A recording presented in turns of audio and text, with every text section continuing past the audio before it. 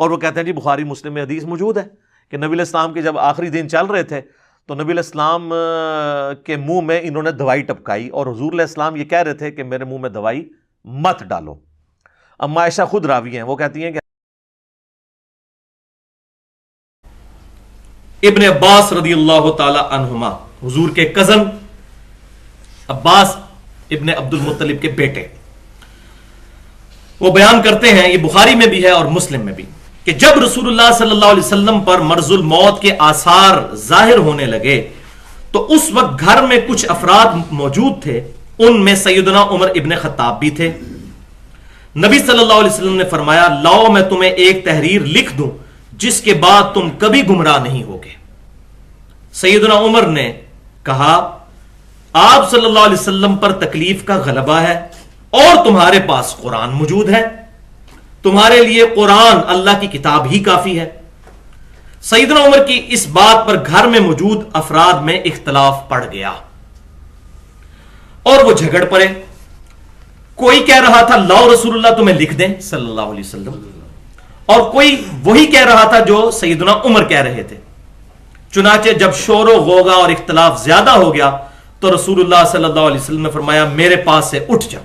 حضور غصے میں آ گئے اور فرمایا چلو ادھر سے نکل جاؤ. عبید اللہ نے بیان کیا کہ ابن عباس فرمایا کرتے تھے سب سے بڑی مصیبت یہ تھی کہ ان صحابہ کا اختلاف اور شور جو رسول اللہ صلی اللہ علیہ وسلم اور آپ کی تحریر کے درمیان حائل ہو گیا. یہ ایک سند اس کی, اور دوسری سند جو بخاری میں 4431 اور مسلم میں 4232, دوسرا ترک. یہ بڑا رکت انگیز ہے. سیدنا ابن عباس نے ایک دن کافی عرصے کے بعد, نبی صلی اللہ علیہ وسلم کی وفات کے بعد, سیدنا علی کی بھی شہادت کے بعد بیٹھے ہوئے تھے, تو ایک دن انہوں نے کہا ہائے جمعرات کا دن, ہائے جمعرات کا دن, یہ کہنا شروع کیا. پھر اتنا روئے کہ سامنے ان کے جو سنگریزے تھے وہ تر ہو گئے ان کے آنسوؤں سے, یعنی زمین ساری گیلی ہو گئی, اتنا روئے. وہ بات ہی رونے والی تھی. تو راوی کہتے ہیں کہ میں نے کہا کہ اے ابن عباس جمعرات کے دن کیا ہوا تھا؟ انہوں نے فرمایا اس روز رسول اللہ صلی اللہ علیہ وسلم کی تکلیف شدت اختیار کر گئی. آپ صلی اللہ علیہ وسلم نے فرمایا مجھے شانے کی ہڈی دو, میں تمہیں تحریر لکھ دوں, اس کے بعد تم کبھی گمراہ نہیں ہوگے. اس وقت ظاہر ہڈی پر, چمڑے پر, اس طرح کی چیزوں پر لکھا جاتا تھا, کاغذ تو نہیں ڈیولپ ہوا تھا. انہوں نے اختلاف کر لیا, حالانکہ نبی کے ہاں تنازع مناسب نہیں تھا. یہ الفاظ ذرا یاد رکھیں, یہ میرا فتویٰ نہیں ہے. ابن عباس کہہ رہے ہیں کہ حضور کے سامنے یہ بدتمیزی والا کام نہیں کرنا چاہیے تھا. اور کچھ نے یہاں تک کہا کہ ان کی کیا حالت ہے, کیا آپ صلی اللہ علیہ وسلم مرض کی وجہ سے ایسی باتیں کر رہے ہیں؟ معاذ اللہ, استغفر اللہ. انہیں سمجھنے کی کوشش کرو. پھر وہ آپ صلی اللہ علیہ وسلم سے بار بار پوچھنے کی کوشش کرتے رہے, لیکن آپ صلی اللہ علیہ وسلم نے فرمایا مجھے چھوڑ دو, مجھے میرے حال پر رہنے دو, میں جس حالت میں ہوں وہ اس سے جس کے لیے تم مجھے کہہ رہے ہو بہتر ہے.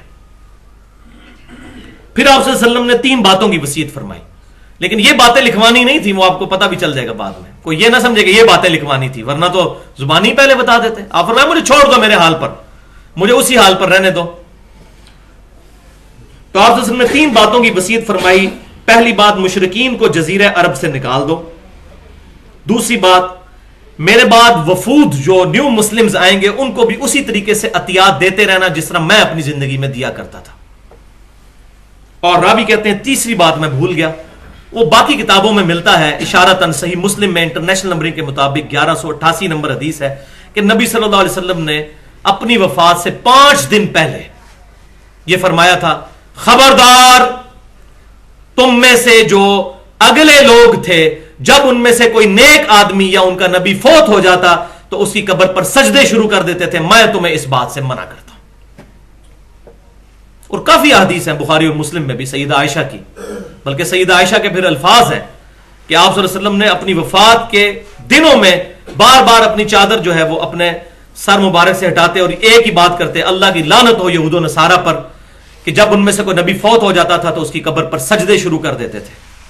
اور سیدہ عائشہ کے کامنٹس ہیں بخاری اور مسلم میں ساتھ ہی کہ اگر اس بات کا خطرہ نہ ہوتا کہ لوگ رسول اللہ صلی اللہ علیہ وسلم کی قبر پر سجدے شروع کر دیں گے تو ہم آپ صلی اللہ علیہ وسلم کی قبر مبارک کو زائرین کی زیارت کے لیے اوپن چھوڑ دیتے، لیکن ہمیں ڈر تھا، حضور صلی اللہ علیہ وسلم ہمیں اس سے ڈرا رہے تھے. اس میں میرا پورا لیکچر ہے 2 گھنٹے کا، ولادت مصطفیٰ اور رسول اللہ کی آخری وصیتیں، اہل سنت پاک .com پر مسئلہ نمبر 63 کے نام سے، اور ایک ریسرچ پیپر بھی ہے، ریسرچ پیپر نمبر 1 رسول اللہ کی آخری وصیتیں، اہل سنت پاک .com پر صلی اللہ علیہ وسلم. تو اس پوری حدیث کا آپ کو جو ہے وہ ایک سٹرکچر سامنے نظر آ گیا. اس میں 2 الفاظ ہیں جو میں چاہ رہا ہوں کہ میں ان کو یہاں پر ہی ایڈریس کر دوں، جو بڑے خطرناک الفاظ ہیں. ایک لفظ وہ ہے جو سیدنا عمر کی زبان سے نکلا، اس کا میں عربی جو ورڈنگز ہے وہ پڑھتا ہوں، جو پہلی والی ترک میں تھی. غلب علیہ الوجع، کہ نبی صلی اللہ علیہ وسلم پر بیماری کی شدت ہے. وجع کہتے ہیں شدید بیمار ہونا. اب اس بات کی تعویل بھی ہو سکتی ہے کہ سیدنا عمر رضی اللہ تعالیٰ عنہ کا کہنے کا مقصد یہ ہو کہ نبی صلی اللہ علیہ وسلم سخت بیمار ہیں، ان کو ان کے حال پر چھوڑ دو، تنگ نہ کرو، تکلیف میں. اور دوسری بات یہ بھی ہو سکتی ہے کہ معاذ اللہ جو باقی لوگوں نے کہی. تو سیدنا عمر کے بارے میں تو ہم یہ گمان نہیں کرتے، کیونکہ یہ الفاظ کی تعویل ممکن ہے، تو یہاں تو ہم تعویل کریں گے، کیونکہ جب دونوں طرف مطلب جاتا ہے تو ایک مسلم سے پازیٹو حسن ظن رکھنا چاہیے. لیکن جو دوسری روایت ہے نا، ہائے جمعرات کا دن، اس میں سیدنا عمر کے الفاظ نہیں ہے، اس میں ہے کہ لوگوں نے کہا. اور ظاہر ہے کہ اس وقت بھی سارے پڑھے لکھے اور سمجھدار لوگ تو نہیں تھے صحابہ میں. کچھ لوگ تھے جن کی مطلب آپ سمجھیں کہ لنگوسٹک وہ اتنے شستہ الفاظ نہیں استعمال کر سکتے تھے، وہ بڑے گستاخانہ الفاظ ہیں، اور میں ان کو کوئی ڈیفینڈ نہیں کرتا، اللہ تعالیٰ ان کو معاف کرے، ان کی نیت بری نہیں تھی. لیکن بعض اوقات نبی صلی اللہ علیہ وسلم کی شان کوئی الفاظ نہیں تھے، وہ انہوں نے استعمال کر لیے. وہ عربی میں پڑھ دیتا ہوں. صحیح بخاری میں 4431 اور صحیح مسلم میں 4232. ما شأنہ، نبی صلی اللہ علیہ وسلم کی کیا حالت ہے؟ احجرا، کیا یہ بیماری کی شدت کی وجہ سے بے تکی باتیں کر رہے ہیں؟ جیسے کوئی بندہ ایسا بیمار ہو جائے کہ وہ، جس کو ہم، یہ بہت سخت الفاظ ہیں لیکن یہ سمجھنے کے لیے ضروری ہے، اول فول بندہ کہنا شروع کر دے کہ اس کو ہوش ہی نہ رہے کہ اس کے منہ سے کیا نکل رہا ہے. اس کے لیے یہ عربی ڈکشنری القاموس میں بالکل ایمانداری کے ساتھ یہ الفاظ موجود ہیں. اور میں سلام پیش کرتا ہوں جمعیت اہل حدیث ہند کے جو صدر تھے، جنہوں نے صحیح بخاری کی شرح لکھی ہے 8 جلدوں پر، داؤد راز رحمت اللہ علیہ. انہوں نے یقین کرے جب اس حدیث کا ترجمہ کیا ہے، آگے بریکٹ میں لکھا ہے استغفر اللہ واتوب الیہ، حضور صلی اللہ علیہ وسلم کے بارے میں ایسی بات نہیں کرنی چاہیے، حضور کی ذات اس چیز سے بعید ہے کہ حضور اس طرح کی باتیں کریں. ان کا بھی دل تڑپ اٹھا. ظاہر ہے کہ نبی صلی اللہ علیہ وسلم کی جو حرمت ہے وہ اربوں صحابہ کی حرمت حضور کی قدموں کی خاک پر قربان. ٹھیک ہے جی. لا ترفعوا اصواتکم فوق صوت النبی، سورۃ الحجرات پڑھ لیں. نبی کی آواز سے بھی آواز بلند نہ کرنا، تمہارے اعمال برباد ہو جائیں گے، تمہیں خبر بھی نہیں ہوگی. اور یہ آیت کس کے بارے میں نازل ہوئی؟ بخاری شریف میں سورۃ الحجرات کی تفسیر میں دیکھیں، یہ ابوبکر عمر کے بارے میں نازل ہوئی. حضور سے انہوں نے گستاخی نہیں کی، آپس میں لڑ پڑے حضور کے سامنے، تو آیات نازل ہوئی خبردار یہ کام نہ کرنا، تمہارے اعمال بھی برباد ہو جائیں گے. اس کے بعد اسی صحیح بخاری کے الفاظ ہیں اسی آیت کے کانٹیکسٹ میں کہ اس کے بعد سیدنا عمر اتنی آہستہ گفتگو کرتے تھے کہ حضور کو سنائی نہیں دیتی تھی. حضور کہتے تھے عمر اونچا بولو، مجھے آواز نہیں آ رہی، اتنے محتاط ہو گئے تھے. تو یہ بھی معاملہ کہ آپ وسلم کے بارے میں ایسے الفاظ صحابہ کرام سے نکل گئے، اور ظاہر ہے اس میں سیدنا عمر کے الفاظ یہ نہیں ہیں، تو لہذا سیدنا عمر اس معاملے میں بری ہیں. باقی جو ان کا اس حدیث میں جو ان کا رول ہے، اس میں جو ان کی غلطی ہیں وہ بھی ہم انشاءاللہ پوائنٹ آؤٹ کریں گے. جو پازیٹیو چیز ہے وہ بھی انشاءاللہ تعالی اس کانٹیکسٹ میں 5 بڑے پوائنٹ ہیں جو انشاءاللہ تعالی اللہ کی مدد سے پری ڈیٹرمنٹ ریزلٹس کے بغیر، یعنی اپنے دماغ میں رزلٹ بنائے بغیر، میں انشاءاللہ کوشش کروں گا کہ بات پہنچانے کی کوشش کروں. ورنہ اگر میں نے پہلے ہی فکس کیا ہو کہ میں نے سنیوں کی وکالت کرنی ہے یا میں نے اہل تشیع کی وکالت کرنی ہے، پھر میں حق بات کبھی نہیں کر سکتا. تو یہاں پر یہ بات بھی سمجھ لیجئے کہ میرے ہر کلمہ گو اہل قبلہ مسلمان کو پورا پورا حق حاصل ہے کہ اس حدیث کی جو میں شرح بیان کروں گا اس سے اختلاف کر سکتا ہے، پورا حق حاصل ہے. لیکن لیکن لیکن 3 دفعہ لیکن، جذبات کے ساتھ نہیں، علمی دلائل کے ساتھ. کیونکہ قرآن پاک میں سورۃ الانفال کی آیت نمبر ہے 42، جو ہلاک ہوا دلیل سے ہلاک ہوا، جو زندہ ہوا دلیل سے زندہ ہوا. دلیل کے بغیر وَلَا تَقْفُ مَا لَيْسَ لَكَ بِهِ عِلْمٌ، اے انسان کسی ایسی چیز کی پیروی مت کر جس کے بارے میں تیرے پاس علم نہیں. ان السمع والبصر والفؤاد كل اولئک کان عنہ مسئولا، بے شک کان، آنکھیں اور عقل اس کے بارے میں پوچھا جائے گا، اس کو استعمال کر کے تم نے حق بات حاصل کرنے کی کوشش کیوں نہیں کی۔ تو علمی دلائل کے ساتھ اختلاف کر سکتے ہیں، جذبات کے ساتھ نہیں، ورنہ جذبات ماشاءاللہ تھوک کے حساب سے اہل سنت کے بھی ہیں اور اس سے زیادہ اہل تشیع کے ہیں، اس سے مسئلہ حل ہونے والا کوئی نہیں۔ علم کی تلوار سے انشاءاللہ یہ مسئلہ ریزالو ہوگا۔ دوسری بات یہ بھی نوٹ فرما لیجئے، اور یہ اہل سنت کہلوانے والے تینوں گروہ، بریلوی، دیوبندی اور اہل حدیث یعنی سلفی اور اہل تشیع بھی، میرے بھائی یہ بالکل کلیئر کر لیں، بات کان کھول کر سن لیں کہ اس حدیث کے کانٹیکسٹ میں نہ تو میں سیدنا مولا علی رضی اللہ تعالیٰ عنہ کی جھوٹی وکالت کروں گا اور نہ شیخین سیدنا ابو بکر و عمر رضی اللہ عنہما کی جھوٹی وکالت کروں گا۔ سچی ہوگی تو کروں گا، جھوٹی نہیں کروں گا۔ ہاں، وکالت کس چیز کی کروں گا؟ کتاب اللہ کی اور سنت کی، اللہ اور اس کے رسول کی وکالت کروں گا انشاءاللہ تعالی۔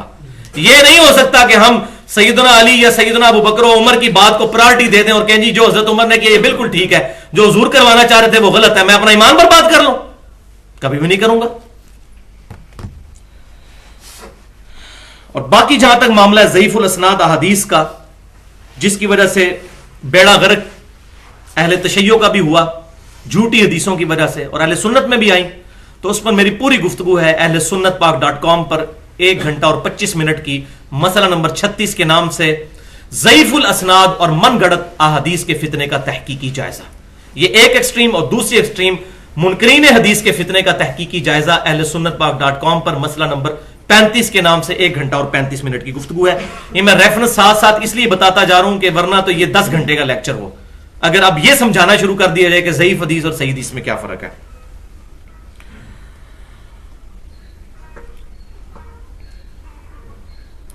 اب پوائنٹ نمبر 1 انشاءاللہ اس کانٹیکسٹ میں ڈسکس کرتے ہیں حدیث قرطاس کے حوالے سے، اللہ سے ہی مدد مانگتے ہیں، اس کی رحمت کی امید کرتے ہوئے۔ بڑا نازک معاملہ ہے، ایک دفعہ دروشی پڑھ لیجئے۔ اللہم صلی علی محمد وعلی آل محمد کما صلیت علی ابراہیم وعلی آل ابراہیم انک حمید مجید، اللہم بارک علی محمد وعلی آل محمد کما بارکت علی ابراہیم وعلی آل ابراہیم انک حمید مجید، لا الہ الا انت سبحانک انی کنت من الظالمین، حسبنا اللہ ونعم الوکیل، یا حی یا قیوم برحمتک استغیث۔ پوائنٹ نمبر 1 بھائیو، جہاں تک معاملہ ہے اس حدیث قرطاس میں صحابہ اکرام علیہم رضوان کا حضور صلی اللہ علیہ وسلم کی موجودگی میں آپس میں جھگڑا کرنا، تو یہ سخت غلط کام تھا، اور یہ میرا فتویٰ نہیں، اس میں خود ہی ابن عباس کہہ رہے ہیں کہ نبی کے حضور یہ چیز شایان شان نہیں تھی کہ صحابہ آپس میں جھگڑا کرتے۔ یہ میرا فتویٰ نہیں ہے، مجھ پہ کسی نے لگانا تو پہلے تو ابن عباس پہ لگایا جائے۔ اور اس طرح کے جو واقعات ہیں ان کی نحوست پہلے بھی مسلمان بھوگت چکے ہیں حضور کی زندگی میں۔ بخاری اور مسلم کی متفق علیہ حدیث ہے، آپ صلی اللہ علیہ وسلم نے فرمایا کہ مجھے اللہ تعالیٰ نے شب قدر دکھائی، اور پھر آپ صلی اللہ علیہ وسلم جب باہر نکلے تو 2 صحابہ آپس میں لڑ رہے تھے، اور فرمایا کہ ان کی لڑائی کی نحوست کی وجہ سے اللہ تعالیٰ نے مجھے شب قدر جو ہے بلا دی ہے، اب اس کو تم آخری طاق راتوں میں رمضان مبارک کی تلاش کرو۔ لیکن آپ فرمایا اس لڑائی کی نحوست کی وجہ سے شب قدر جو ہے وہ 1000 مہینوں سے افضل، کتنا معاملہ سیدھا ہو جاتا، ان 2 صحابہ کی لڑائی کی نحوست کی وجہ سے اللہ تعالیٰ نے مجھے بلا دی ہے۔ البتہ ان تمام واقعات میں یہ بات یاد رکھیے کہ اس ایک ایشو کی وجہ سے کسی بھی صحابی کی پوری زندگی 0 سے ملٹیپلائی نہیں ہو جاتی، غلطی کسی سے بھی ہو سکتی ہے، اور اہل سنت کا تو بڑا کلیئر سٹانس ہے کہ انبیاء اکرام کے علاوہ کوئی شخص معصوم نہیں ہے، عن الخطا نہ عن الذنوب، غلطی کسی سے بھی ہو سکتی ہے، لیکن کسی کی 1 یا 2 غلطیاں لے کر اس کی پوری زندگی کو 0 سے ملٹیپلائی کر دینا یہ ناانصافی ہے۔ پوائنٹ نمبر 2،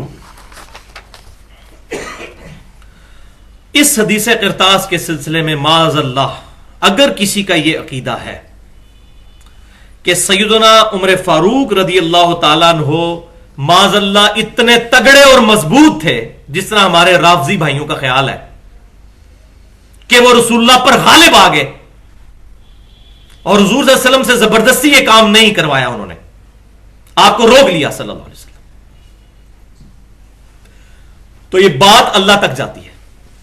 پھر تو اللہ تعالیٰ بھی حضرت عمر کو نہ روک سکا معاذ اللہ, تو یہ عقیدہ کفر ہوگا پھر اگر کسی کا یہ عقیدہ ہے, کیونکہ اللہ تعالیٰ کا اس کتاب میں وعدہ ہے هو الذی ارسل رسولہ بالہدی ودین الحق لیظہرہ علی الدین کلہ ولو کرہ المشرکون. سورہ صف آیت نمبر 9. وہی اللہ ہے جس نے اپنے رسول کو الہدا یعنی قرآن کے ساتھ اور دین حق کے ساتھ مبعوث کیا تاکہ اس دین کو تمام ادیان پر غالب کر دے, چاہے کافر اس کا برا مان جائیں, یہ دین غالب ہو کر رہے گا. حضرت عمر کی کیا مجال تھی, کروڑوں اربوں عمر بھی اکٹھے ہو جائے, اللہ اور اس کے رسول کا مقابلہ نہیں کر سکتے تھے. یہ میں سمجھانے کے لیے بات کر رہا ہوں. تو یہ کہنا ہے کہ جی حضرت عمر آڑے آگے تھے, اللہ تعالیٰ زبردستی کروانا چاہتا کروا سکتا تھا. اور یہاں وہ آیت بھی یاد کر لیجئے, سورۃ المائدہ کی آیت نمبر 67, جس پہ میرا 82 منٹ کی پوری گفتگو ہے, اسی مسئلہ 55 کا شروع کا حصہ علم لدنی پر. بسم اللہ الرحمن الرحیم. یا ایھا الرسول بلغ ما انزل الیک من ربک. اے رسول اللہ صلی اللہ علیہ وسلم آپ پہنچا دیجئے جو اللہ نے آپ کو وحی کیا ہے, آپ کے رب کی طرف سے جو وحی ہوا, آپ کی رسپانسبلٹی ہے کہ امت تک پہنچائیے. وَإِن لَمْ تَفْعَلْ, اور اگر آپ نے ایسا نہ کیا, فَمَا بَلَّغْتَ رَسَالَتَهُ, تو آپ نے بھی پھر رسالت کا حق نہیں ادا کیا. وَلِعَوْذُ بِاللَّهِ. اور ساتھ ہی فرمایا وَاللَّهُ يَعْصِمُكَ مِنَ النَّاسِ, لوگوں کی پرواہ نہیں کرنی, اللہ تعالیٰ آپ کو لوگوں سے محفوظ رکھے گا. جب حضور کو گارنٹی تھی کہ کوئی بندہ آپ کے آگے نہیں آ سکتا, حضرت عمر کی کیا مجال تھی کہ وہ یہ کر سکتے. لیکن اس وقت معاملہ ایسا ہوا کہ حضور صلی اللہ علیہ وسلم وقتی طور پر ناراض ہو گئے. آپ نے فرمایا اٹھ کے یہاں سے چلے جاؤ, ورنہ 2 منٹ لگتے تھے, پکڑو اس عمر کو, یہ کیوں میری بات کے آگے بات کر رہا ہے. کر سکتے تھے, گاٹا اتار کے رکھ دیتے صحابہ کرام. لیکن اس وقت نبی صلی اللہ علیہ وسلم نے درگزر فرمایا اور کہا اٹھ کے چلے جاؤ یہاں سے. تو سیدہ عائشہ بھی یہی آیت تلاوت کیا کرتی تھی, بخاری اور مسلم کی متفق علیہ حدیث ہے, اور کہا کرتی تھی کہ جس کا یہ عقیدہ ہے کہ رسول اللہ صلی اللہ علیہ وسلم نے سارا دین امت تک وہی نہیں پہنچائی, تو وہ اللہ اور اس کے رسول پر جھوٹ باندھنے والا ہے. قرآن پڑھ کے دیکھو, یا ایھا الرسول بلغ ما انزل الیک من ربک. پوائنٹ نمبر 3, اس حدیث قرطاس والے معاملے میں کسی کا سیدنا عمر سے اختلاف اپنی جگہ, لیکن یہ بات حقیقت ہے کہ اس وقت صحابہ میں 2 گروہ بن گئے تھے. خالی سیدنا عمر نہیں تھے, باقی لوگ بھی ان کے ساتھ شامل تھے, اور چند لوگ جو ہے دوسری طرف بھی تھے. لیکن یہ تمام کے تمام معاملات بدنیتی کی وجہ سے نہیں ہوئے, بلکہ سیدنا عمر کی جو مشورہ دینے کی عادت تھی اس کی وجہ سے ہوئے. اور یہ کوئی پہلی دفعہ نہیں ہوا. حضرت عمر کی عادت تھی مشورے دینے کی, اور کبھی ان کے مشورے صحیح ہوتے تھے تو حضور قبول بھی کر لیتے تھے, اور جب غلط ہوتے تھے حضور قبول نہیں کرتے تھے. یہاں بالکل معاملے الگ ہوا. آپ صلی اللہ علیہ وسلم اتنے ناراض ہوئے, آپ صلی اللہ علیہ وسلم فرمایا اٹھ کے یہاں سے چلے جاؤ. اس کی مثال میں آپ کو دیتا ہوں. صحیح مسلم میں حدیث ہے کہ نبی صلی اللہ علیہ وسلم نے سیدنا ابو ہریرہ کو یہ بشارت دی کہ یہ بشارت میری طرف سے سنا دو کہ جس نے ایک دفعہ صدق کے دل سے کلمہ شہادت پڑھ لیا, اللہ اور اس کے رسول کی گواہی دے دی صلی اللہ علیہ وسلم, وہ جنت میں جائے, اور یہ میری جوتیاں بھی لے دو ثبوت کے طور پر کہ میں پروفٹ کی طرف سے آ رہا ہوں. تو سیدنا ابو ہریرہ نے وہ جوتیاں اٹھائیں حضور صلی اللہ علیہ وسلم کے نالین مبارک, اور گلیوں میں شور مچاتے ہوئے جا رہے ہیں کہ جس نے ایک دفعہ بھی کلمہ پڑھا وہ جنت میں جائے گا. سیدنا عمر آگے سے آگے. حضرت ابو ہریرہ کی بدقسمتی, انہوں نے جناب ان کو سیدھا یہاں سے پکڑا اور کہا یہ کیا کر رہا ہے تو, لوگوں کو عمل سے دور کر رہا ہے, اور مارنا شروع کر دیا. ان کا مجھے حضور نے بھیجا ہے. ان کا میں پہلے حضور سے جا کے فیصلہ کرواؤں گا, حضور نے بھیجا بھی ہے کہ تو خود ہی آ گیا. تو مارتے ہوئے حضور صلی اللہ علیہ وسلم کے پاس لائے تو نبی صلی اللہ علیہ وسلم نے فرمایا اس کو نہ مارو, یہ میری اجازت سے کیا تھا. کہ یا رسول اللہ صلی اللہ علیہ وسلم اگر آپ یہ بات ہم عام کریں گے تو لوگ تو پھر عمل کرنا ہی چھوڑ دیں گے. تو پھر آپ صلی اللہ علیہ وسلم فرمایا اچھا ٹھیک ہے پھر لوگوں کو عمل کرنے دو, یعنی اس کو عام نہ کرو اس طرح. لیکن ظاہر حدیث تو آ گئی کتابوں میں, لیکن اس کی بنیاد پر وہ ہمیں نظر آ رہا ہے آج مسلمانوں میں وہ سارا فتنہ. جی ایک دفعہ کلمہ پڑے جو بھی ہے, ایک پھیرا لگے گا دوزخ کا, پھر جنت ہی ٹوری جانا ہے. ایک پھیرا لگے گا دوزخ کا, الٹیمیٹلی جنت میں چلے ہی جائیں گے. یہ یہودیوں والا جو غلط عقیدہ, حالانکہ یہ نبی صلی اللہ علیہ وسلم نے اصل میں اللہ کی رحمت کی طرف جو ہے وہ توجہ دلائی تھی, اس میں یہ نہیں تھا, وہ بات بالکل ٹھیک تھی. لیکن آپ صلی اللہ علیہ وسلم نے سیدنا عمر کا یہاں مشورہ قبول کر لیا. اسی طریقے سے ایک اور مثال صحیح بخاری اور صحیح مسلم میں ملتی ہے جو اہل تشیع کے ہاں بھی موجود ہے، متفق علیہ حدیث ہے۔ صلح حدیبیہ کے موقع پر نبی صلی اللہ علیہ وسلم نے ایسی شرائط کے تحت صلح کر لی جو بظاہر جو ہے وہ ایسی تھی کہ دب کے صلح کی۔ تو سیدنا عمر آئے اور نبی صلی اللہ علیہ وسلم سے آ کر ریکویسٹ کی، یا رسول اللہ علیہ وسلم کیا ہم حق پر نہیں؟ آپ نے فرمایا حق پہ ہیں۔ کیا ہمارے قتال کرنے والے لوگ اور شہید ہونے والے لوگ جنت میں نہیں ہیں؟ فرمایا جنت میں ہے۔ کہا ہمارے مخالفین دوزخ میں نہیں جائیں گے؟ فرمایا جائیں گے۔ اس طرح کافی باتیں ہوئی۔ ان کا یا رسول اللہ علیہ وسلم ہم نیچے لا کے کیوں صلح کر رہے ہیں؟ تو آپ صلی اللہ علیہ وسلم نے فرمایا کہ عمر میں اللہ کا رسول ہوں، یعنی وحی کے بغیر نہیں فیصلہ کرتا۔ سیدنا عمر کی تسلی نہیں ہو رہی، پھر ابوبکر صدیق کے پاس چلے گئے۔ اب عمر سے بھی اوپر کی ایک چیز تھی نا، وہ سیدنا ابوبکر کی مبارک ذات تھی الحمدللہ، اور وہ اہل تھے کہ امت کو لیڈ کرتے۔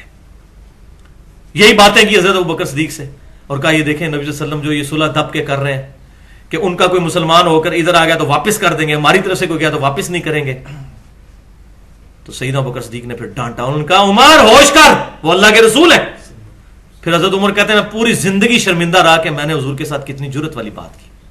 اب یہاں حضور نے ان کا مشورہ نہیں مانا، غلط مشورہ تھا، اور اللہ تعالیٰ نے پھر آیت سورہ الفتح کی پہلی آیت ہی نازل کر لی، اِنَّا فَتَحْنَا لَكَ فَتْحًا مُبِينًا۔ صلح حدیبیہ کے موقع پر یہ آیت نازل کر دی کہ ہم نے آپ کو کھلی فتح دے دی ہے، جو حضرت عمر کو اس وقت سمجھ نہیں آئی وہ فتح کیا تھی۔ پھر حضرت عمر کو حضور نے بلا کر یہ آیت پڑھ کے سنائی، دیکھو حضور نے، اللہ تعالیٰ نے مجھ پہ یہ آیت نازل کی ہے کہ کھلی فتح عطا فرما دی ہے۔ کھلی فتح کیا کہ کافروں نے ایز اے پاور ایکسپٹ کر لیا مسلمانوں کو۔ اس سے پہلے تو رگڑا لگانے کے لیے آگے تھے، بدر میں بھی، احد میں بھی، خندق میں بھی۔ یہ پہلا موقع تھا کہ انہوں نے بجائے مسلمانوں کے ساتھ لڑائی کرنے کے ایک ٹریٹی، ایک معاہدہ کر لیا کہ آپ لوگ اس دفعہ تو واپس چلے جائیے، اگلی دفعہ آ کے آپ بغیر ہتھیار کے جو ہے وہ حج اور عمرہ کے لیے آ سکتے ہیں۔ تو یہ مسلمانوں کو ایز اے پاور تسلیم کر لیا، یہ فتح تھی۔ اور حضور صلی اللہ علیہ وسلم نے خوشخبری سنا دی تھی کہ اب تم کافروں پر حملہ کرو گے، فتح مکہ ہی ہونے ہوگی۔ اب یہ ان کی ہمت نہیں کہ دوبارہ آئے، اور وہی ہوا کہ 6 ہجری میں صلح حدیبیہ ہوئی، 7 ہجری میں غزوہ خیبر ہوا، 8 ہجری میں فتح مکہ ہو گیا، اور اس کے بعد 9 ہجری میں غزوہ تبوک کے بعد ٹوٹل ریولوشن عرب کے اندر الحمدللہ آ گئی۔ واللہ یعصمک من الناس، یعنی اے نبی صلی اللہ علیہ وسلم، اللہ تعالیٰ آپ کی لوگوں سے حفاظت فرمائے گا۔ اس کے باوجود اہل تشیع حضرات کا یہ دعویٰ ہے کہ رسول اکرم صلی اللہ علیہ وسلم کو شہید کیا گیا، اور اہل سنت حضرات کی سب سے معتبر ترین بک صحیح البخاری میں نبی پاک صلی اللہ علیہ وسلم کے منہ میں زہر ٹپکانے والی حدیث، اور پھر اسی زہر سے نبی علیہ السلام کی موت یعنی شہادت کا واقعہ قرآن حکیم کے خلاف نہیں ہے۔ دیکھیں جی، یہ اہل سنت کے اوپر بالکل جھوٹا الزام ہے۔ اہل تشیع نے ضرور اہل سنت کی کتاب کے ریفرنسز کو آؤٹ آف کانٹیکسٹ پیش کیا ہے، اور ان کا ایک خاص مقدمہ ہے اس حوالے سے جس سے ہم شدید اختلاف رکھتے ہیں، اور آج کل کچھ کلپس بھی مارکیٹ میں آئے ہیں، اس لیے میں نے اس کوسچن کو بھی انٹرٹین کر لیا۔ ایک حدیث لدود ہے، لدود کہتے ہیں وہ دوائی جو ٹپکائی جاتی ہے، وہ صحیح بخاری اور مسلم دونوں کے اندر حدیث موجود ہے۔ اس کو یہ ریلیٹ کرتے ہیں کہ یہ جو حضور کی رگیں کٹ رہی تھی نا، تو وہ غالی رافضی کہتے ہیں یہ حضور کے منہ میں زہر صحابہ نے نعوذ باللہ ٹپکایا تھا، اور وہ کہتے ہیں جی بخاری مسلم میں حدیث موجود ہے کہ نبی علیہ السلام کے جب آخری دن چل رہے تھے تو نبی علیہ السلام کے منہ میں انہوں نے دوائی ٹپکائی، اور حضور علیہ السلام یہ کہہ رہے تھے کہ میرے منہ میں دوائی مت ڈالو۔ اما عائشہ خود راوی ہیں، وہ کہتی ہیں کہ ہم نے حضور کی صحتیابی کے لیے آپ کے منہ میں دوائی ٹپکائی، آپ علیہ السلام ہمیں مسلسل منع کر رہے تھے کہ مت ٹپکاؤ، ہم نے اس چیز کو یہ گمان کیا کہ مریض کو تو دوائی بری لگتی ہے، تو اس وجہ سے وہ دوائی سے کراہت اختیار کرتا ہے، تو ہم زبردستی دوائی ٹپکاتے رہے۔ حالانکہ نبی علیہ السلام کا سٹیٹس تو یہ نہیں تھا نا۔ اور اما عائشہ جو سوچ رہی تھی وہ بحیثیت انسان ٹھیک ہی سوچ رہی تھی، انسان کا ابرپٹ رسپانس تو ہوتا ہی ہے۔ تو نبی علیہ السلام سپیشیز میں تو انسان تھے نا، مرتبے میں تو کوئی جن، کوئی فرشتہ، کوئی پیغمبر ان کے مرتبے کا نہیں ہے، لیکن ظاہر ہے کہ جب آپ کو دکھ پہنچتا تھا آنسو آپ کے بھی نکلتے تھے، مولا حسین کے لیے نہیں نکلے، ٹھیک ہے، اور جب آپ کو غزوہ احد میں زخم لگا تو خون بھی نکلتا تھا، تو آپ کا رسپانس تو انسانوں والا تھا۔ تو اما عائشہ کہتی ہیں ہم نے کہا کہ وہ بیمار آدمی تو کہتا ہی ہے نا دوائی مجھے اچھی نہیں لگتی، ہم ٹپکاتے رہے۔ جب آپ کو افاقہ ہوا، پوری حدیث پڑھے نا، اس میں آگے الفاظ ہیں افاقہ ہو گیا، اگر وہ زہر ہوتا تو افاقہ تو نہ ہوتا۔ تو پھر نبی علیہ السلام کو جب افاقہ ہوا تو آپ نے ان کو بلوایا اور کہا کہ جن جن لوگوں نے میرے منہ میں دوائی ٹپکائی تھی نا، اب قصاص کے طور پر ان سب کے منہ میں وہ دوائی ٹپکائی جائے گی، کیونکہ میرے حکم عدولی تم نے کی ہے نا. اس کو کوئی یہ نہ سمجھے کہ کوئی نعوذ باللہ یہ کوئی فینیٹک اپروچ ہے. اللہ کے نبی علیہ السلام نے ایک امیج دیا ہے کہ میں ہر حال میں قابل اتباع ہوں. اب چونکہ تم نے میری نافرمانی کی ہے، اس کا اب تمہیں قصاص اس اعتبار سے دینا پڑے گا کہ تمہارے منہ میں وہ دوائی ٹپکائی جائے. اور آپ نے فرمایا سوائے عباس ابن عبد المطلب کے، چونکہ وہ اس میں شامل نہیں تھے، حالانکہ وہ وہاں پہ موجود تھے. نعوذ باللہ اگر باقی اصحاب آپ کو زہر دے رہے تھے تو حضرت عباس تو اہل بیت میں سے تھے، وہ دینے دیتے؟ مولا علی کا ذکر نہیں ہے تو اس سے لگتا ہے کہ وہ وہاں پہ موجود نہیں تھے. عباس کا تو ذکر موجود ہے نا. پھر دوبارہ آپ کو افاقہ بھی ہو گیا. لہٰذا اس کو یہ کہنا کہ وہ جو اما عائشہ کہہ رہی ہیں کہ وہ رگ کٹ رہی تھی تو وہ اس دوائی کی وجہ سے نہیں، اما عائشہ نے خود بتایا کہ حضور کہہ رہے ہیں کہ وہ غزوہ خیبر کے موقع پر زہر دیا گیا تھا. اب یہ دو مختلف چیزوں کو جوڑ کے اس میں سے ایک اپنی مرضی کا رزلٹ نکالنا، یہ تو سر آپ کچھ بھی پھر کر سکتے ہیں. ایک بات ادھر سے اٹھائیں، دوسری ادھر سے اٹھائیں، بیچ میں رنگ بھریں، اور بعض اوقات وہ چیزیں بالکل میچ بھی کر جاتی ہیں اور وہ ایک نئی شکل بھی سامنے آ جاتی ہے. تو یہ باریک ایک نقطے سے محرم مجرم بن جاتا ہے. تو یہ بڑی دقت نظر سے معاملات کو دیکھنے کی ضرورت ہے.